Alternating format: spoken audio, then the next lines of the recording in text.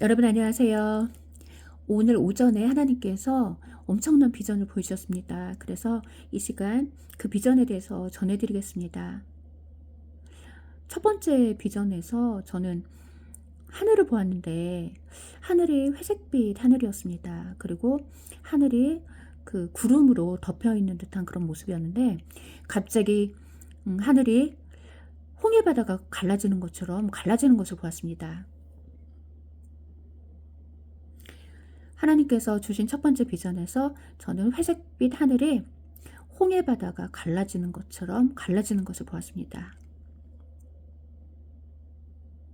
그리고 두 번째 비전에서 하얀색 세마포 옷을 입은 신부를 보았는데 신부가 하얀색 밧줄로 묶여 있었고 그 신부 뒤에 커다란 날개를 가진 하얀색 천사가 서 있었습니다. 그래서 제가 그 비전을 보면서 왜 신부가 밧줄에 묶여 있을까? 그 부분이 궁금해서 묵상하는 중에 이것은 바로 하르파조에 관한 비전이라고 깨닫게 되었습니다. 이 하르파조라는 것은 그리스어로 잡아채다라는 뜻이 있습니다. 잡아채다. 독수리가 땅에 있는 미끼를 잡아채서 하늘로 올라가는 장면을 떠올리면 되는데 하나님께서 오늘 보여주신 그 비전에서 신부가 무언가에 의해서 붙잡혀 가는 것처럼 하얀색 밧줄로 묶여 있었고 그 신부 뒤에는 천사가 서 있었습니다. 그런데 이 비전이 하르파조에 관한 비전이라는 것입니다. 하르파조. 이 하르파조라는 단어에는 독수리가 무언가를 잡아채서 하늘로 올라가는 그러한 의미가 들어있고 또 끌어가다, 잡아가다라는 의미가 있다는 것입니다. 끌어가다, 잡아가다. 하나님께서 신부들을 끌어가고 잡아가는 사건, 바로 휴거를 의미한다는 것입니다. 그래서 하얀색 세마포 옷을 입은 신부가 밧줄에 묶여 있었고 그 뒤에 천사가 서 있는 이 장면은 바로 하나님이 보내신 천사에 의해서 천국으로 붙잡혀가는 신부를 의미한다는 것입니다. 그리고 이 하르파조라는 단어에 데려가다라는 뜻이 있었습니다. 데려가다. 그래서 하나님께서 신부들을 천국으로 데려가신다는 것입니다. 그런데 그 신부가 하얀색 이 밧줄로 묶여 있었는데 이 밧줄이 마치 새끼줄처럼 이렇게 꼬여 있는 모습이었습니다. 그런데 히브리어로 이 꼬여진 것이라는 단어에 왕관이라는 뜻이 있습니다. 왕관. 그래서 신부가 그 꼬여진 밧줄로 이렇게 묶여 있는 장면은 신부가 왕관을 쓰게 되는 사건을 가리킨다는 것입니다. 그리고 묵다라는 이 히브리어에 휴거의 의미가 있습니다. 이 묵다라는 히브리어에 어떤 결합한다든지 그리고 하나로 이렇게 묶이는 사건, 바로 휴거의 의미가 있다는 것입니다.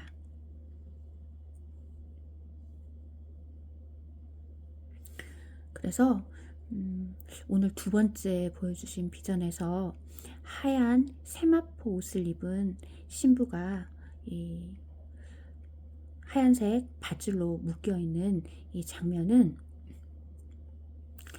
이 하르파조에 관한 비전이라는 것입니다. 하르파조. 하나님에 의해서 천국으로 잡혀가는 신부를 상징한다는 것입니다.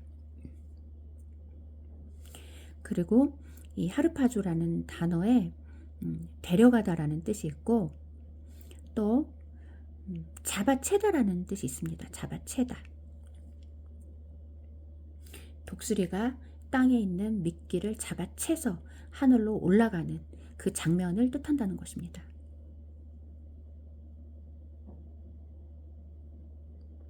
그리고 그 신부를 묶고 있는 그 밧줄이 이렇게 꼬여 있는 모습이었는데, 히브리어로 꼬여진 것, 꼬여진 것이라는 그러한 단어에 왕관이라는 뜻이 있다는 것입니다. 왕관. 그래서 왕관을 쓰게 되는 신부를 의미한다는 것입니다. 그리고 그 밧줄로 묶여 있었는데, 이 묶다라는 히브리어가 바로 휴거를 의미한다는 것입니다. 하나로 묶이는 사건, 그리고 단단하게 뭔가에 이렇게 고정시키는 것. 그래서 예수와께 이렇게 고정시키는 사건, 그리고 예수와 하나로 묶이는 사건, 바로 혼인잔치를 의미한다는 것입니다.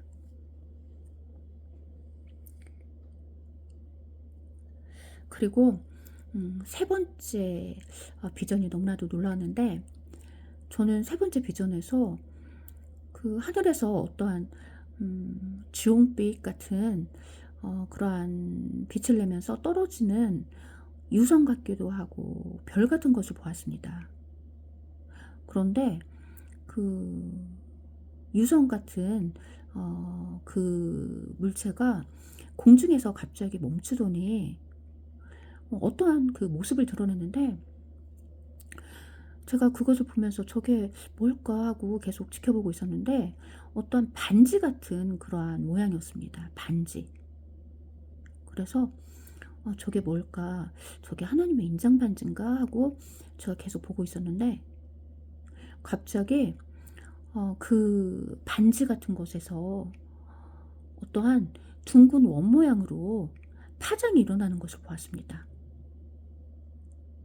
마치 호숫가에 돌을 던지면 둥근 원 모양으로 그 물결 치면서 그 파장이 일어나는 것처럼, 그 하늘에 떠 있는 그 반지 같은 것에서 둥근 원 모양의 파장이 일어나는 것을 보았습니다.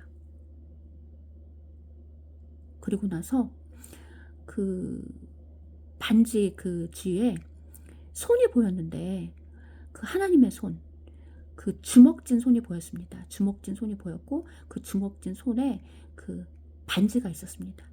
반지. 그래서 그 반지는 하나님의 인장 반지라는 것입니다. 예수와 하나님의 인장 반지. 그런데 그 반지에서 갑자기 둥근 원 모양으로 파장이 일어나더니, 그 파장이 땅에 있는 그 신부들의 이마에 닿았을 때 신부들이 갑자기 반응하면서 신부들의 몸이 공중으로 빨리 올라가는 것을 보았습니다. 그래서 이 비전은 바로 휴거가 일어나는 과학적 원리를 하나님께서 보여주셨다는 것입니다. 그 하나님의 인장 반지에서 어떠한 전자기적인 그 신호, 어떠한 전자기적인 신호가 그 신부 이마에 인침받은 그 부분에 닿으면 그것으로 인해서 신부가 공중으로 끌려 올라간다는 것입니다. 이것은 마치 그 땅에 있던 드론이 그 조종사가 어떠한 신호를 보내면 그 전자기적인 신호에 반응해서 하늘로 날아오르는 것과 같은 그러한 원리라는 것입니다. 그래서 하나님께서 이 비전을 통해서 이 신부들을 이 드론과 같은 존재로 만드셨다고 깨닫게 되었습니다. 신부들은 드론처럼 이렇게 하늘로 날아오를 수 있는 그러한 존재라는 것입니다. 그런데 하나님의 그 인장 반지로부터 이 공중에서 신호가 이렇게 전 지구상에 전해질 때 이마에 인침받은 그 사람들만 그 신호에 반응해서 하늘로 날아올 수 있다는 것입니다. 마치 드론이 땅에 있던 드론이 조종사가 그 전자기적인 신호를 보내면 그 신호에 반응해서 공중으로 날아오르는 것과 같은 그러한 원리라는 것입니다.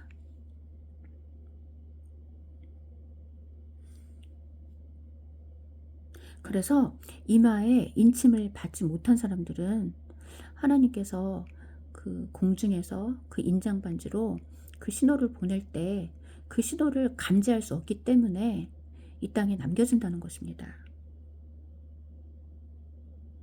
그런데 이 이마에 인침 받는 것은 바로 십자가 사건을 통해서 인침을 받는다는 것입니다.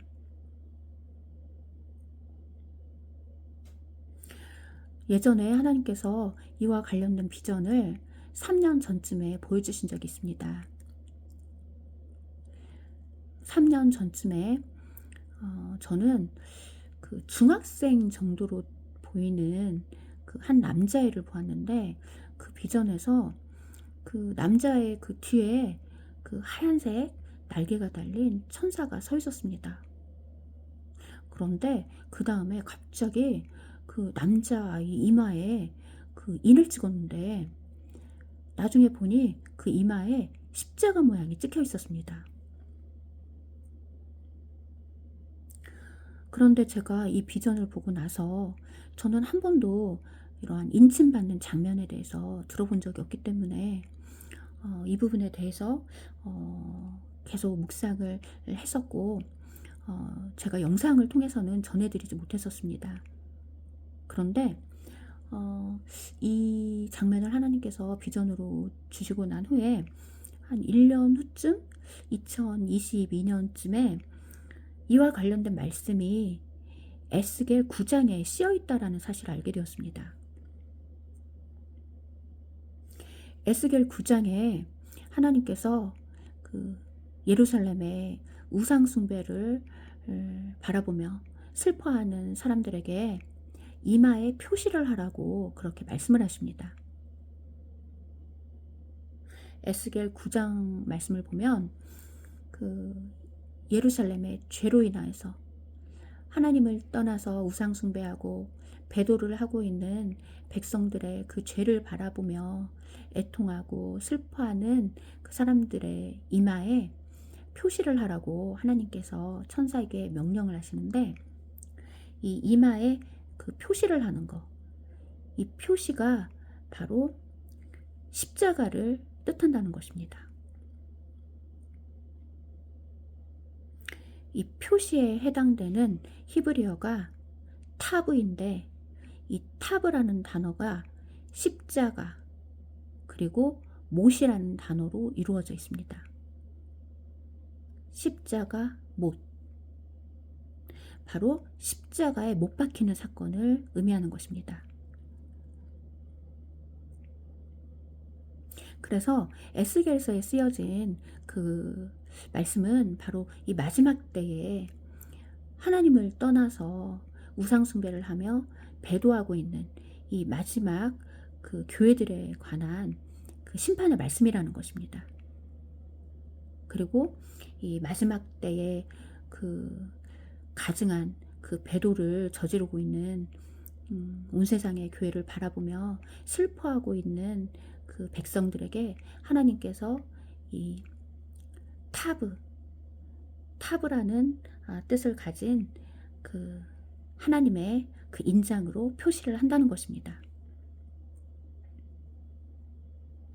그래서 에스겔서에서 그 하나님께서 그 거룩한 백성에게 그 이마에 표시를 하셨는데 이 표시라는 단어에 십자가 사건이라는 의미가 들어있다는 것입니다. 십자가 사건. 바로 십자가 사건을 통해서 하나님의 백성에게 인을 치신다는 것입니다.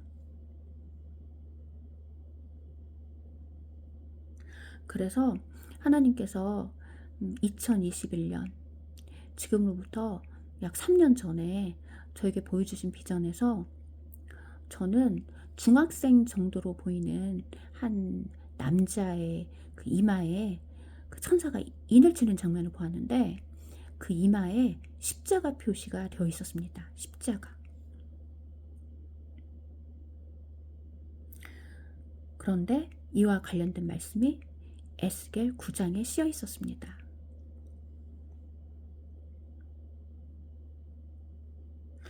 그래서 계시록 7장에 쓰여진 이마에 인침을 받는 사람들은 바로 십자가 사건을 통해서 인침을 받는 신부들을 뜻한다는 것입니다. 십자가 사건을 통해서 거듭난 신부들, 그들에게 이마에 하나님께서 인을 치시는데, 이 이마에 그 표시를 하시는데, 이 표시에 해당되는 히브리어의 십자가 사건의 의미가 들어있었습니다. 십자가에 못 박히는 것, 십자가에 못 박힘.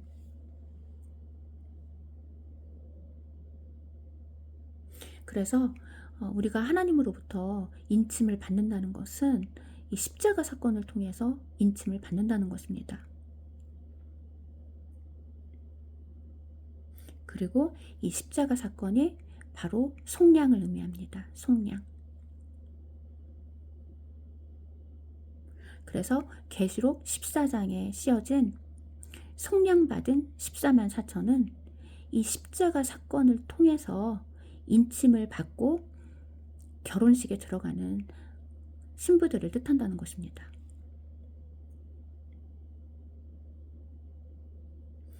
히브리어로 속량하다라는 단어에 결혼하다라는 뜻이 있습니다. 결혼하다. 그래서 속량받은 사람들은 결혼식에 들어가는 신부들을 뜻한다는 것입니다. 그리고 속량하다라는 단어에 들어 올리다라는 뜻이 있습니다. 들어 올리다. 들어 올리는 사건. 바로 휴거를 의미하는 것입니다. 그래서 계시록 14장에 쓰여진 14만 4천의 그 속량받은 사람들은 휴거 사건을 통해서 결혼식에 들어가는 신부들을 의미한다는 것입니다.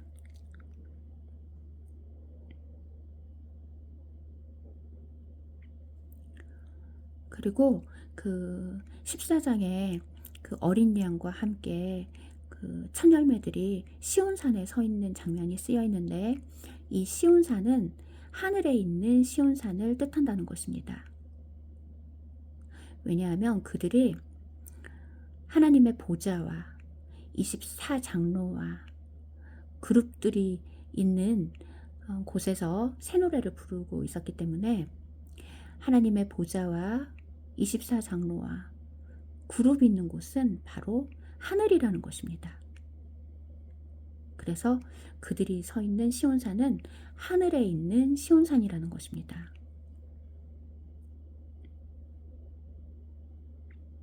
그런데 히브리서 12장에 구원받는 성도들이 하늘에 있는 시온산에 서게 된다는 말씀이 쓰여 있습니다.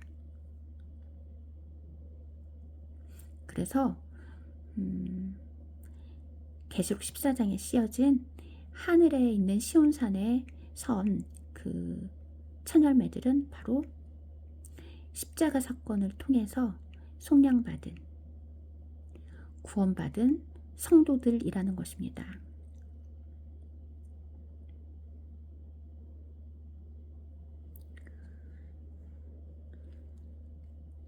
그러면 히브리서 12장에 쓰여진 말씀을 읽어드리겠습니다.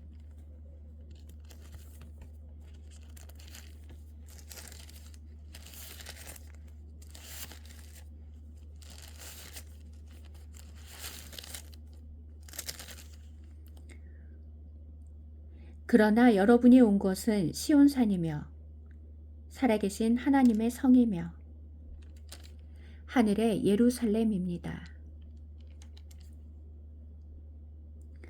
그러나 여러분이 온 곳은 시온산이며 살아계신 하나님의 성이며 하늘의 예루살렘입니다.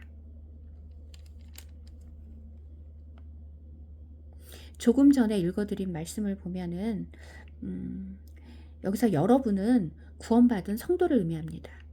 구원받은 성도들이 온 곳은 시온산이라고 이렇게 쓰여 있는데 그리고 뒷부분에 하늘의 예루살렘이라고 써 있습니다. 하늘의 예루살렘. 바로 하늘의 예루살렘 성이 있는 하늘에 있는 시온산을 뜻하는 것입니다. 하늘에 있는 시온산. 이 하늘에 있는 시온산에 구원받은 성도들이 서게 된다는 것입니다. 그리고 이 말씀이 계시록 14장에서 성취가 된다는 것입니다.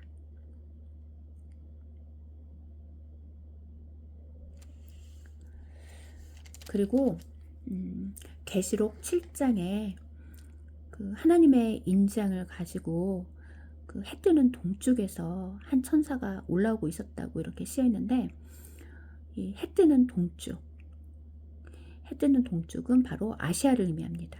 아시아. 바로 아시아에 세워진 7교회, 아시아의 7교회를 뜻한다는 것입니다. 그리고 아시아의 7교회는 전 세계에 있는 이방 교회를 상징한다는 것입니다. 그래서 하나님의 인장을 가지고 한 천사가 해 뜨는 동쪽에서 올라오고 있었다는 것은, 이 해 뜨는 동쪽은 이방 교회를 의미하기 때문에 이방 교회에서 탄생한 신부들에게 하나님의 인장으로 인이 쳐진다는 것입니다.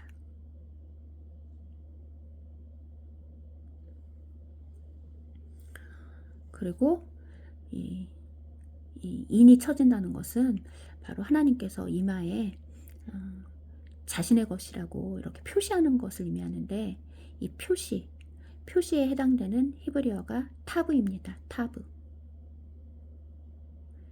그런데 이 글자가 십자가 그리고 못이라는 단어로 이루어져 있습니다. 십자가와 못, 십자가와 못. 바로 십자가에 못 박히는 사건을 뜻하는 것입니다. 십자가에 못 박히는 사건을 통해서 우리의 이마에 인침을 받는다는 것입니다.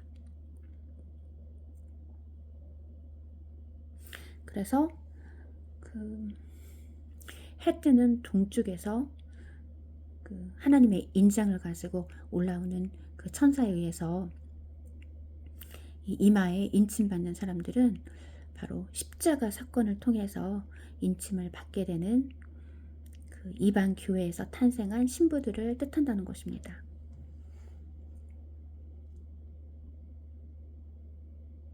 그리고 계시록 7장에 쓰여진 말씀이 바로 신부들에 대한 말씀이라는 것이 그 1장에서부터 드러나는데, 이 부분에 대해서 제가 영상으로 얼마 전에 전해드렸는데 못 보신 분들을 위해서 다시 한번 전해드리겠습니다.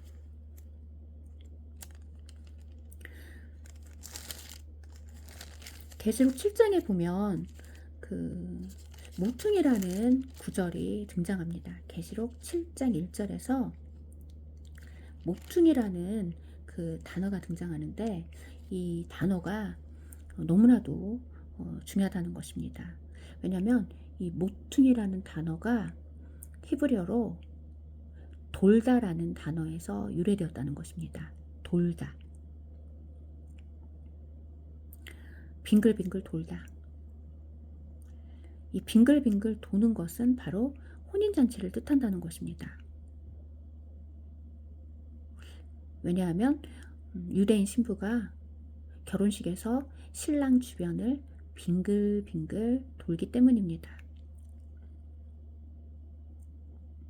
그런데 계시록 7장 1절에 이 모퉁이라는 단어가 쓰여 있는데, 이 모퉁이라는 단어가 놀랍게도 혼인잔치를 뜻하는 말에서 유래가 됐다는 것입니다.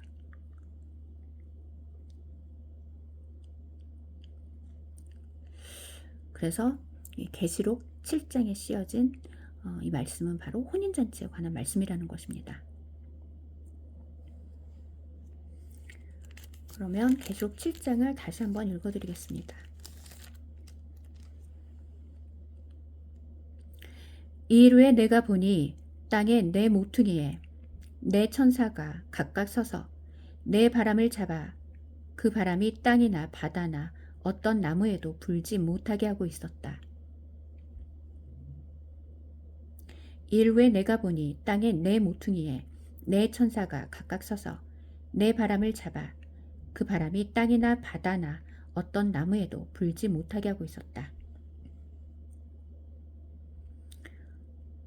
그래서 계시록 7장 1절에 이 네 모퉁이라는 단어가 등장하는데 이 네 모퉁이는 바로 동서남북을 의미합니다. 그런데 이 동서남북을 잘 보면 이게 바로 십자가 모양입니다. 십자가 모양. 동쪽으로 이렇게 뻗어나가고 그 다음 또 서쪽으로 뻗어나간 것, 남쪽, 북쪽 이것을 그림으로 그려보면 바로 십자가 모양이 등장합니다. 그리고 이 모퉁이라는 단어가 바로 돌다라는 단어에서 유래가 되었다는 것입니다. 돌다. 빙글빙글 돌다. 바로 혼인잔치를 뜻하는 것입니다.